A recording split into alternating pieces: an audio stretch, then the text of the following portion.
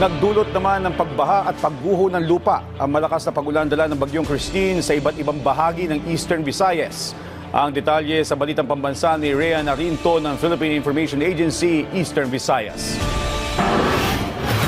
Nagdulot ng mga pagbaha at pagguho ng lupa ang malakas na pagulan dala ng Bagyong Christine sa iba't ibang bahagi ng Eastern Visayas. Bukod sa mga pagguho ng lupa sa Arteche, Hipapad, Las Navas, Rawis Road sa Hipapad, Eastern Samar, Matuginaw, Gandara Road at San Jorge, Samar, nagkaroon din ng mga pagbaha sa Palapag, Mapanas, Gamay, Lapinig Road, Dolores, Eastern Samar at sa Santa Margarita, Samar.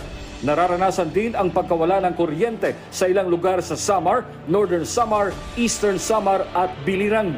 Samantala, patuloy ngayon ang search and rescue operation ng Western Leyte Coast Guard Station sa isang nawawalang may-ari ng isang sasakyang pandagat matapos na tumaob ang sinasakyan nitong bangka sa karagatan sa pagitan ng Ormoc City at Merida Leyte dulot ng masamang panahon. Ligtas naman ang dalawa nitong kasamahan.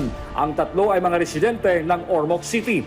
Sa pinakahuling ulat ng Philippine Coast Guard, nasa 1,079 na individual ang stranded sa 16 na mga pantalan sa iba't ibang bahagi ng Eastern Visayas.